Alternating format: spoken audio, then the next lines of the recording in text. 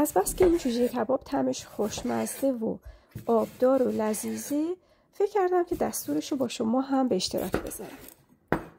سینه های مرغ رو به قطعات کوچک تقسیم کردم.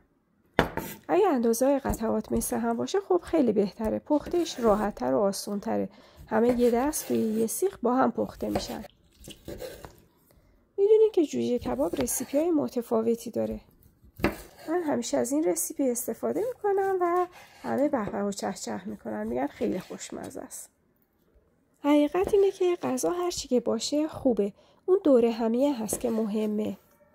اون خاطره خوب و اون حس خوبی که ایجاد میکنه اونا مهم و با ارزشه.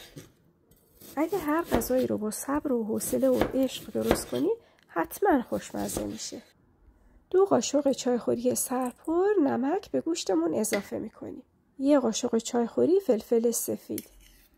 خب حالا میریم سس جوجه کباب رو درست کنیم. مایونز، خردل، پودر پاپریکای قرمز و آب نصف لیمو ترش.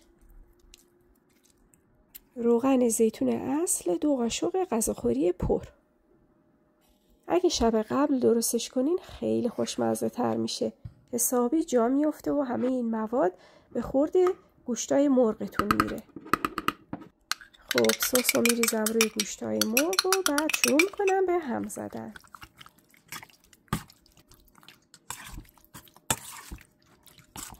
دو تا پیاز متوسط رو حلقه حلقه میکنم، یا خلال میتونین بکنین یا حلقه هر دوست دارین. پیازا رو میریزم توی کیسه نایلون و حسابی لهش میکنم با دست، طوری که نرم بشن و اون آب پیاز بیاد بیرون. پیازا رو اضافه میکنم، 2-3 حبه سیر رو هم رنده میکنم، اونم اضافه میکنم.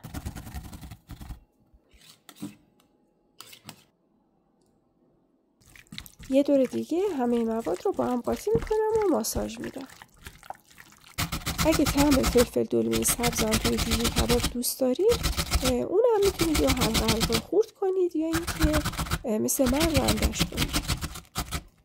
به مواد اضافهش میکنم و همه مواد رو دوباره با هم دیگه مخلوط میکنم.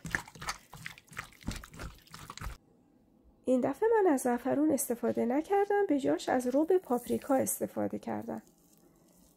اگه میبینین که سفته برای اینکه تو فریزر بوده.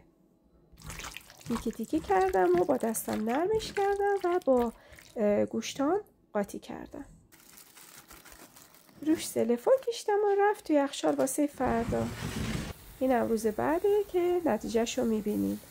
اینجا مخلوط آب لیمو، کره و زعفرون دم شده رو با برس روی کبابامون میکشیم. چه بویی راه انداخته. جاتون خیلی خالیه. امیدوارم که جمع شما هم همیشه جمع باشه و دور همیاتون پابرجا. ممنون از نگاه زیبات که تا اینجا با من بودی. نتیجه کارو که میبینی خود به خود لایک میکنی. مواد اولیه به طور دقیق توی توضیحات نوشته شده.